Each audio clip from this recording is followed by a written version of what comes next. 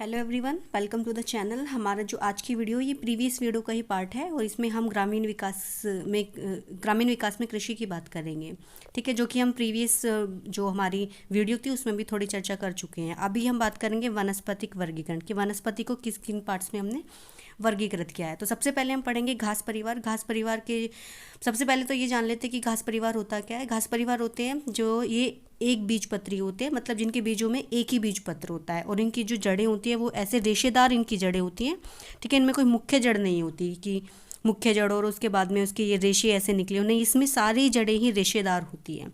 ठीक है, तो इसको मोनोकोट या फिर एक बीजपत्री बोलते हैं। तो इनके एग्जाम्पल्स हैं गेहूँ, जौ, धान, मक्का। और एक बात याद रखने की ये है कि जो इनकी पत्तियाँ होती है, इनकी जो पत्तियाँ होंगी वो सीधी होंगी, मतलब इसमें लाइनिंग होगी ऐसे करके, या तो उसमें ऐसे स्ट्रेट लाइन होगी या फिर बिल्कुल एक सीधी ऐसे लाइन उसमें होगी, छोटी छोटी होगी। इसमें कभी भी हम ऐसे बनाने के बाद पत्ती में ये ऐसे ऐसे जो पार्ट्स बने होते हैं वो ये वाली पत्तियाँ नहीं होंगी। तो ये गेहूँ, जौ, धान, मक्का जो होती है ये सब एग्जाम्पल हैं घास परिवार के। अब हम आते हैं नेक्स्ट पर कंपोजिटिव परिवार। कंपोजिटिव परिवार, इसमें खुद ही लग रहा है नेम से, कंपोजिट होना मतलब कोई चीज़ किसी चीज़ से मिलकर बना होना। तो ये गुच्छा होता है, मतलब जिसमें कई पुष्पों का जो होता है वो गुच्छा होता है, वो मिलकर कई पत्तियां जो मिलकर है वो एक फूल बनाएंगे, एक गुच्छा बनाएंगे, उसको कंपोजिटिव परिवार कहते हैं। तो इसमें फूल आते हैं जैसे सूरजमुखी, गेंदा और वायसुरी। अब ये और भी इसके एग्जाम्पल्स हैं। वायसुरी का मतलब क्या होता है, ये एक खरपतवार होती है, मतलब एक घास टाइप है, लेकिन ठीक है, और जिसका हम प्रयोग किस में कर सकते हैं, जैसे कि इलाज के लिए थोड़े बहुत छोटी मोटी, जैसे कि खांसी वगैरह ठीक करने के लिए इसका प्रयोग किया जा सकता है, तो वो वायसुरी होता है। And the next is number 3 is दलहनी। दलहनी में सारी दालें आएंगी। ठीक है, जैसे मटर है, चना है, अरहर, मूंग, उड़द जो है, सारी दालें जो होती हैं वो दलहनी के अंतर्गत आती हैं। ठीक है, और ये जो दलहनी परिवार है ये लेग्यूमिनेसी ये है लेग्यूमिनेसी फैमिली के अंतर्गत ये आता है। ठीक है, अब इसमें क्या है, जो हम दलहनी की बात कर रहे हैं इसमें है खरीफ की फसल भी इसमें आती है और रबी की फसल भी इसमें आती हैं। ठीक है, दोनों ही फसलें इसमें आती हैं। तो खरीफ की फसलें कौन कौन सी होंगी, जैसे कि अरहर है, मूंग है, उड़द है, ये सब होगी खरीफ की फसल। और जो चना, मसूर हो गया, और ये राजमा हो गया, मटर हो गया, तो ये सब रबी की फसल आती हैं। और एक बात ध्यान रखने की बात यह है कि जो मध्य प्रदेश है, मध्य प्रदेश में, एमपी में सबसे ज़्यादा दलहनी उत्पादन होता है। दलहन का सबसे ज़्यादा उत्पादन जो होता है वो मध्य प्रदेश में होता है। ये क्वेश्चन इंपॉर्टेंट भी है।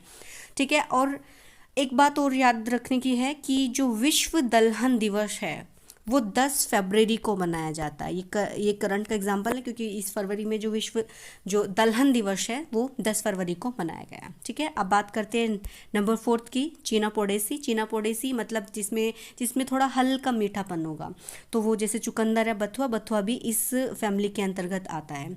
ठीक है, इसमें मतलब ये जड़ होती हैं, जैसे चुकंदर होता है, चुकंदर जैसे शलजम टाइप होती है, इनकी एक जड़ होती है इस तरीके से, ये तो ये जड़ है, चुकंदर, बथुआ इसके एग्जाम्पल्स हैं। ठीक है, हल्की मीठी होती है थोड़ी सी।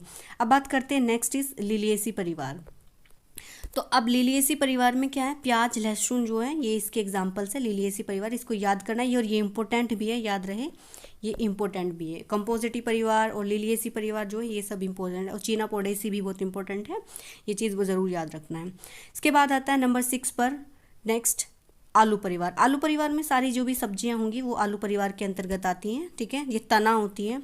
ठीक है, आलू, टमाटर, तंबाकू, भिंडी, मिर्च, बैंगन, ये सब कुछ कौन से परिवार में आएंगे, आलू परिवार के अंतर्गत आएगी। नंबर 7 पर आता है कपास परिवार। कपास परिवार जो है, कपास कहाँ उगाई जाती है सबसे ज़्यादा, ये काली मिट्टी में उगाई जाती है, ये पहले भी बताया गया है। और कपास का यूज़ किस किस चीज़ में किया जाता है, बैग बनाने में, वस्त्र बनाने में, या फिर सूती वस्त्र बनाने में, और ये जो रस्सी बनाने में हम कपास का प्रयोग करते हैं। तो इसके एग्जाम्पल कौन कौन से, कपास, पटसन और गुड़हल भी याद रहे, इसका ही एग्जाम्पल है। तो ये सब क्या होते हैं, कपास परिवार के अंतर्गत आते हैं। तो ये जो हमने वर्गीकरण किया है, ये किसका वर्गीकरण किया, ये वानस्पतिक वर्गीकरण हमारा हुआ है।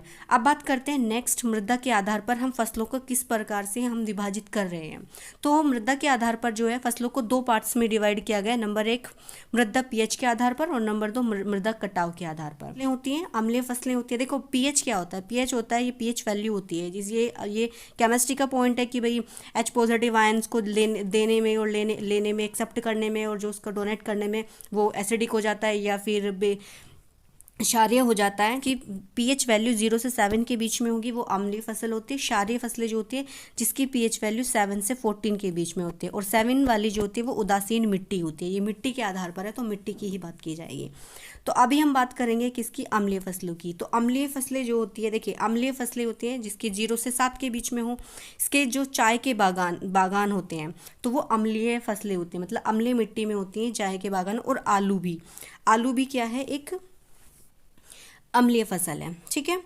अब बात करते, अब ये बात याद रहे, अम्लीय फसल के लिए एक चीज़ और ज़रूर याद रखनी है कि हम इसमें चूना मिलाते हैं। अगर हमारी मिट्टी अम्लीय है तो उसको न्यूट्रलाइज करने के लिए उसमें चूना मिलाया जाएगा, ठीक है। उसको एक फर्टिलाइज बनाने के लिए, उस मिट्टी को अच्छे से उपजाऊ बनाने के लिए क्या करेंगे, हम उसमें चूना मिलाते हैं, ठीक है। ये, और एक बात और याद रखें कि जहाँ वर्षा ज़्यादा होगी वहीं पर जो है वर्षा ज़्यादा होगी तो वहाँ की जो मिट्टी है वो थोड़ी अम्लीय हो जाती है, ठीक है। तो इसके एग्जाम्पल ज़रूर याद रखें। और इसमें शायद इसमें राई का एग्जाम्पल भी आता है, तो राई भी जो है इसका एग्जाम्पल है। अब बात करते हैं क्षारीय फसलें।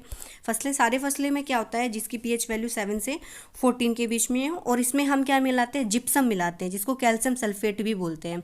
CSO4 हाफ S2 होगा शायद, इतना ही। तो ये हो गया क्षारीय फसलें, ठीक है जी।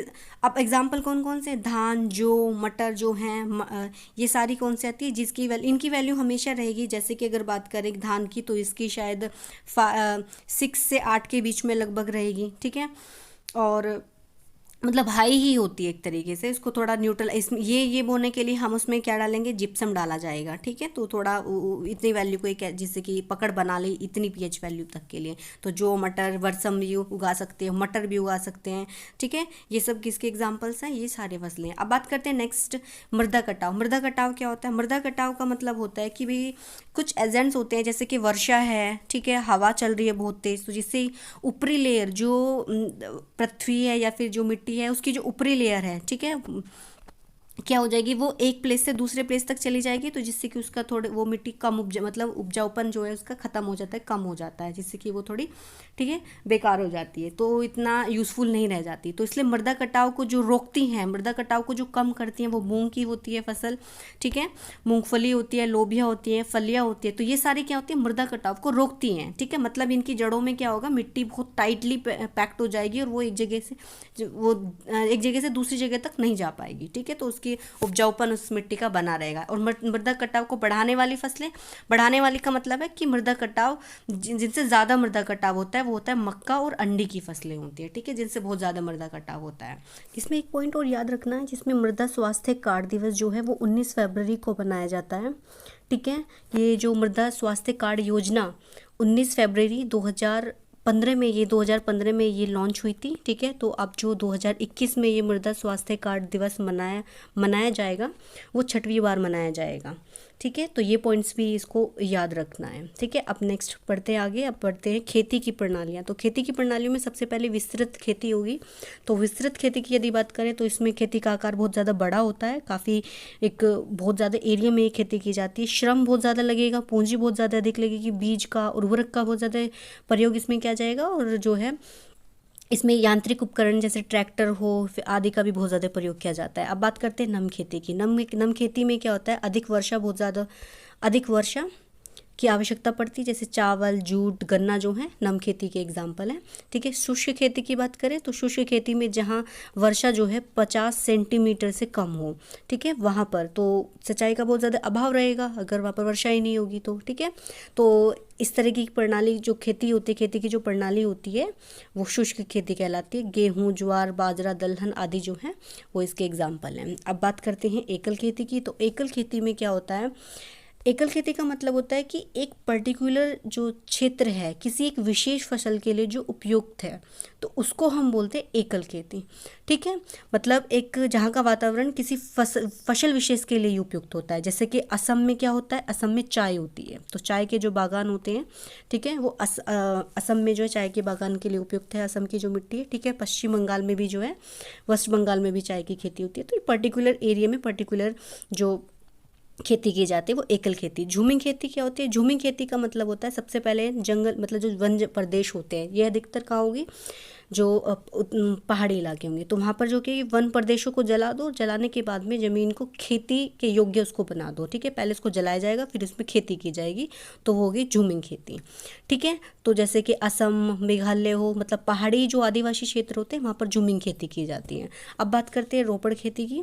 तो रोपड़ खेती में क्या होता है, रोपड़ खेती में जैसे कि रबर है, चाय है, कहवा है, ये सब कैसी खेती होती है, रोपड़ खेती होती है। ठीक है, जिसमें बड़े मतलब पौधों को लगाया जाएगा, बड़े बड़े पौधे जो होते हैं उनको लगाया जाता है, तो वो रोपड़ खेती होती है। ठीक है, अब बात करेंगे रेचिंग खेती की। रेचिंग खेती का मतलब होता है इसमें पहले वनस्पति मतलब जो वनस्पति होगी किसी पर्टिकुलर एरिया की, तो उसको पहले उसमें से पशुओं को चरा दो। ठीक है, चराने के बाद में फिर उसमें प्राकृतिक वनस्पति को हम उसमें उगाते हैं, तो ये क्या कौन सी खेती होती है, वो रेचिंग खेती होती है। अब बात करते हैं कृषि के विशेष प्रकार। देखिए, कृषि के विशेष प्रकार मतलब किस तरह की खेती को क्या बोलते हैं, तो आर्बोरिकल्चर होता है जिसमें वृक्षों, झाड़ियों की जो कृषि की जाती है, विशेष वृक्ष होते हैं।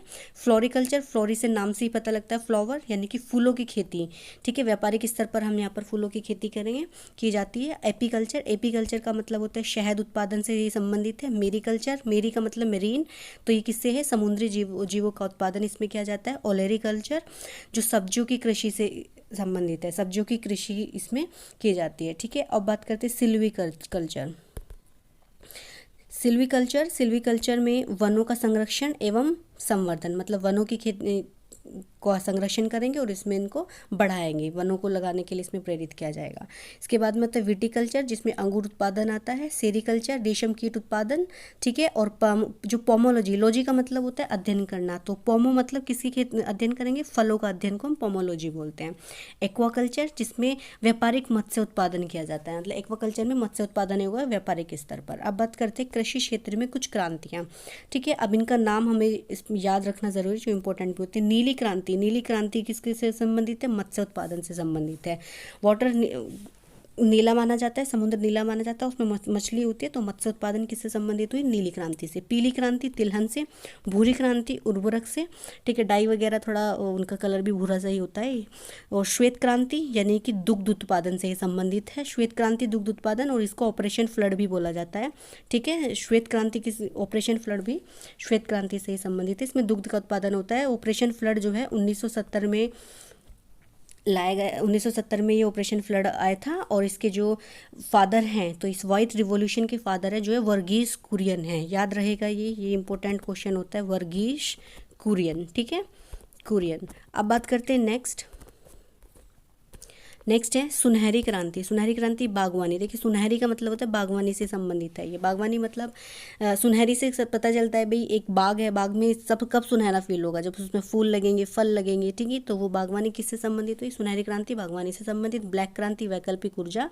ठीक है, इसके बाद आते हैं हरित क्रांति, जो सभी को पता है अनाज से संबंधित है, जो 1966-67 में लाई गई थी। सिल्वर क्रांति, ठीक है, कपास से संबंधित है। गोल क्रांति आलू गोल है तो गोल क्रांति। लाल क्रांति मांस टमाटर लाल है तो लाल क्रांति। गुलाबी क्रांति झींगा उत्पादन से संबंधित है। ऑपरेशन फ्लड अभी बताया गया था, दुग्ध उत्पादन से संबंधित है, जिसको व्हाइट रिवॉल्यूशन कहते हैं। तो आज का हमारी जो वीडियो है यहीं पर ख़त्म होती है।